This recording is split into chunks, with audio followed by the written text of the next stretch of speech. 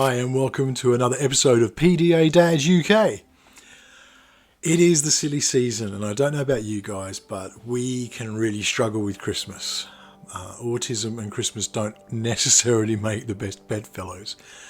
There's a lot of sensory stuff that goes on at Christmas, and I hadn't realised it until we had my daughter and came into understanding of her condition and how it affects her. But there is so much of an elevation around Christmas, and it really does tap into anxiety and stress and sensory overload as well. So I thought it'd be good to explore Christmas and how it can affect our kids, and then moving on from that, looking at how we can make Christmas a better time for our kids and how we can help people with autism to get through the silly season.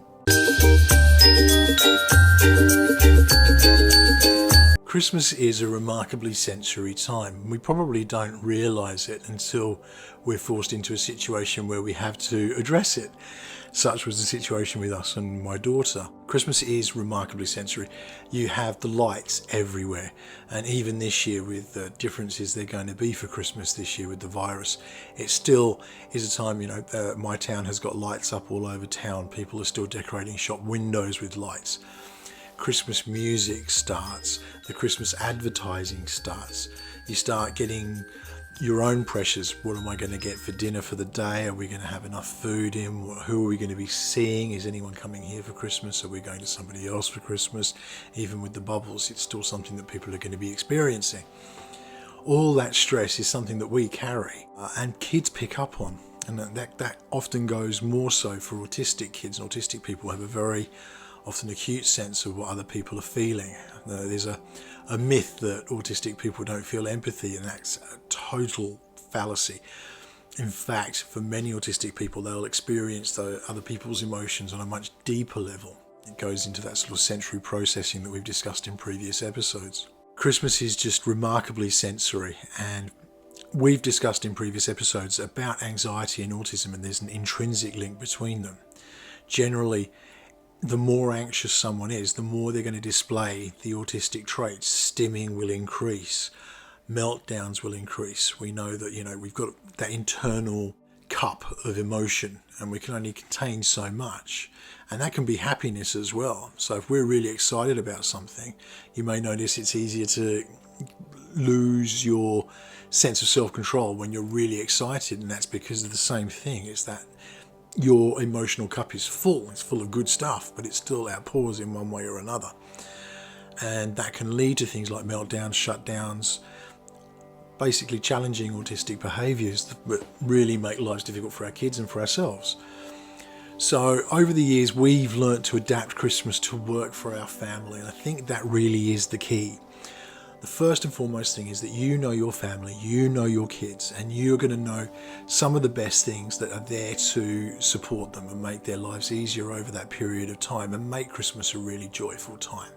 If you're struggling with this is what this video is about. We're going to be looking at some tips and tricks that basically I've learned and that I've sort of gathered from my research over time, and ways that we can make Christmas a much smoother and less stressful time for all of us.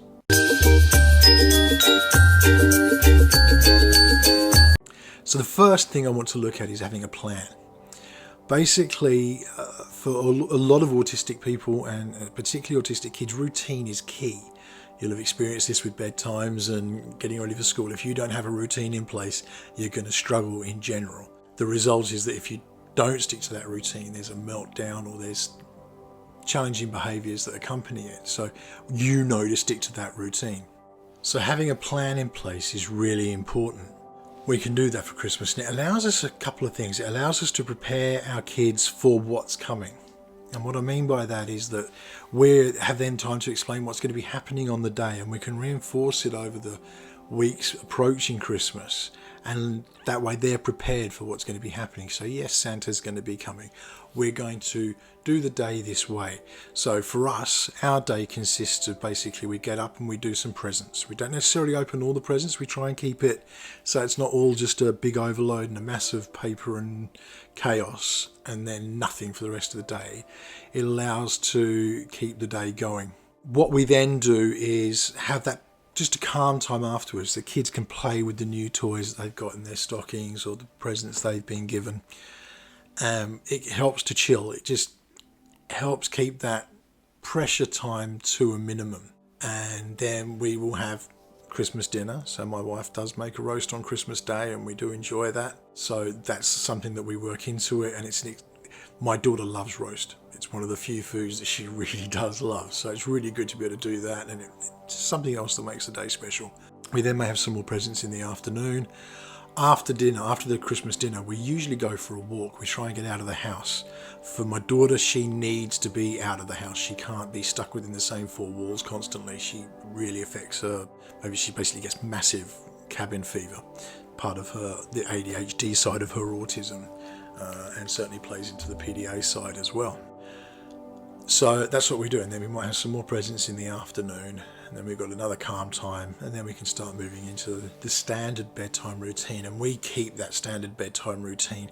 It's really important for us. If we deviate from that, the excitement from Christmas really affects how my daughter will sleep, and just the anxiety levels that are in there, and how she is able to relax and get into sleep mode.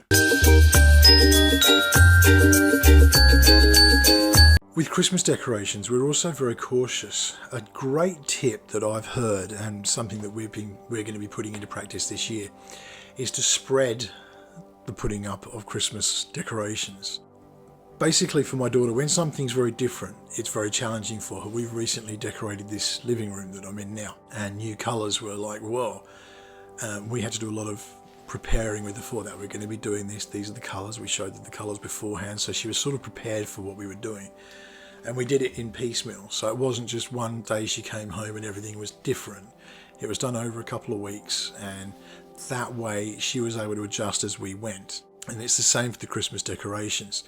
Put up a couple, and then we're going to put up some more maybe the next day, and then gradually over a space of a week or two we'll have the decorations up, the tree up, but it's not going to have been one almighty whack, and that creating that anxiety and therefore the behaviours that accompany it. By spreading it out over that period of time, we're hoping that it's really going to help alleviate that immediate anxiety, and it also eases into the preparation for the day, so she knows Christmas is coming, and we're able to keep that preparation in place as well, which comes back to that initial idea of having a plan to cover us for Christmas. Another really important factor, and it's something that I hadn't realised we do before, but it's something that I've become aware that we've been guilty of, is making that special time for our kids every day in the run-up to Christmas as well. When we get all the chaos that comes and preparations and making everything done, we can forget that our kids need that time from us.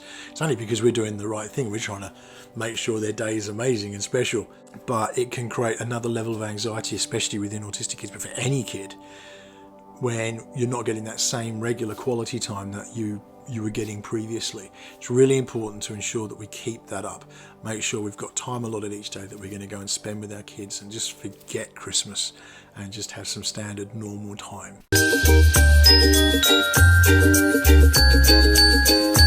Another thing is to have areas of the house that are Christmas free. What I mean by this is things like bedrooms and even kitchens and stuff like that. We found it's better just to have one room that is the Christmas room. We make that the living room. So the tree's up there, the decorations in there. The rest of the house is Christmas free. It just means that my daughter has somewhere to go to remove herself from that sensory process. It is chaotic and it is different and it is overwhelming, and there are lights and there are sparkly tinsels and decorations and baubles, and having places that you can go where you can just get away from that, and it's just a bit of normality, is really important and can really help with kids' anxiety levels.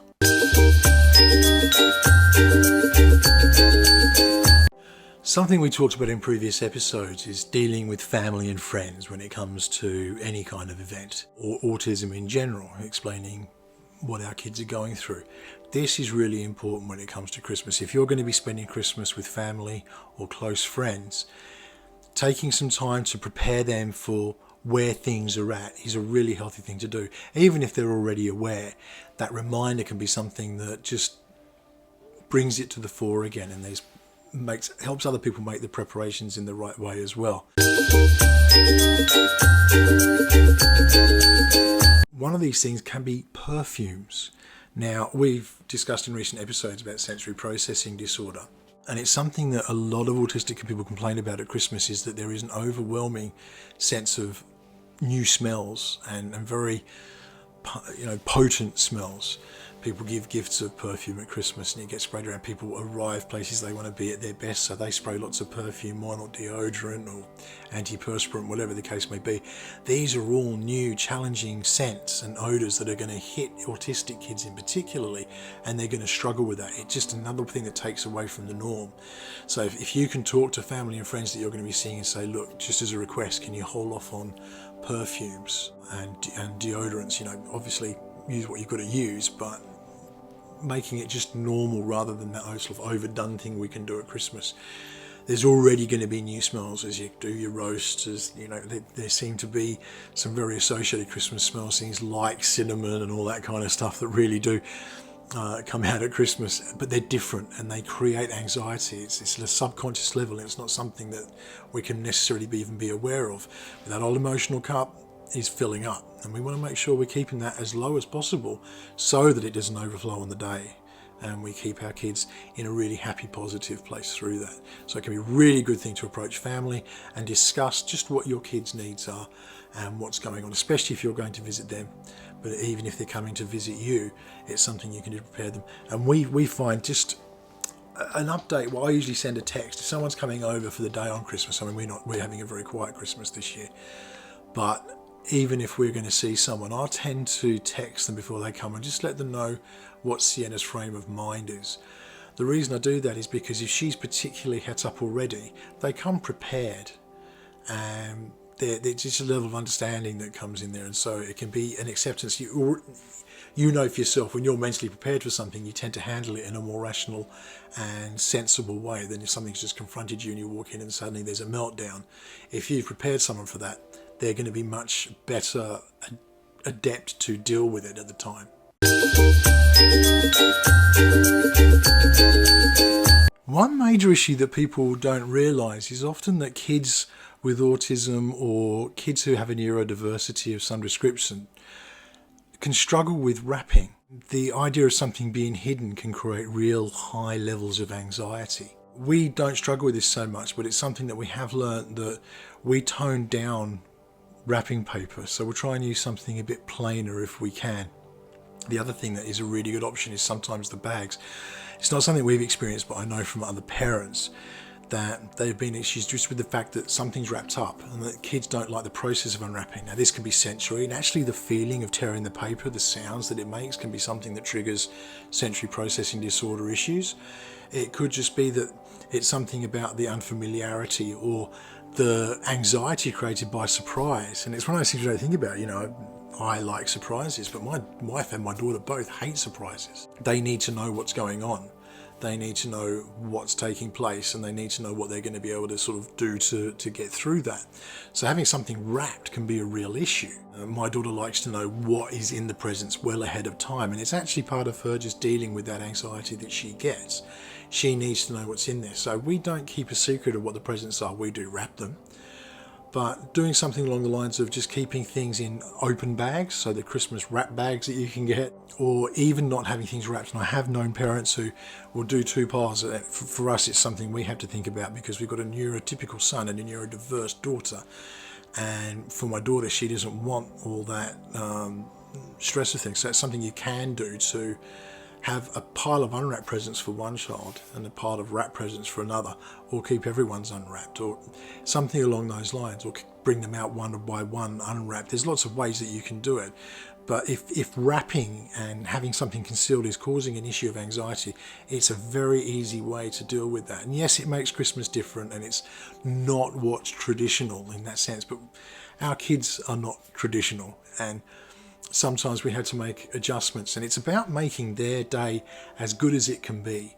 And I'm guilty of this in myself a lot. I tend to project what I would think is an awesome thing onto my kids, and it's a natural thing to do because you do unto others as you would have done to you. So I'm going to, try and make the day the best for my kids. However, sometimes what my idea of fun isn't fun for everybody else, and surprise is a really good example. For me, the idea of getting a surprise present, magic, wonderful, and I don't want to know what my presents are before I've opened them. And that joy of opening something up and having that surprise, and somebody's thought about you and bought this, for me it's perfect. For other people, it doesn't necessarily work that way. I want my daughter's Christmas and my son's Christmas and my wife's Christmas to be as good as possible. And if that means breaking the traditions, then I'm all for that. I want them to have the best possible day. So if surprises go out the window, so be it. If wrapping goes out the window, so be it. If I have to tone down on decorations, so be it. It's about making their day amazing.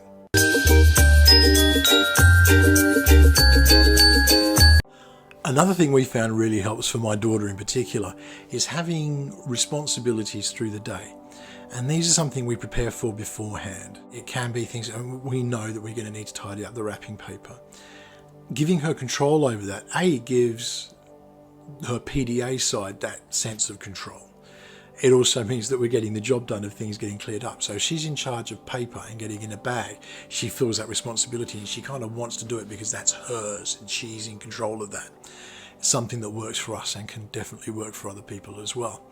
We also like to give our kids the role of distributing the presents. This may well be something you already do, but we find that my daughter is less inclined to just tear into her presents if she's got the responsibility of taking everyone's present to them, and then you open one at a time. So we start, everyone gets one present, then you open it, and that helps to take away from that manic 20 minutes of just paper everywhere, toys everywhere, and then they'll find the one toy that they're going to stick with for the day. Everything else just tends to sit there. This way they get some time with that toy, and then we move on to the next one. It also makes that whole unwrapping process just that little bit longer, and makes it a bit more magical for us and special.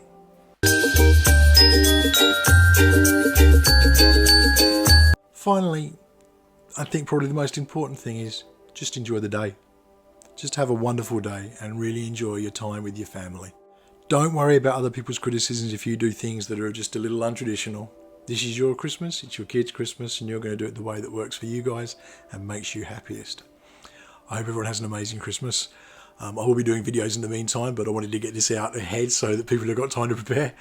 I hope everyone is safe and happy. If you've liked this, please do like on the video. Please do comment.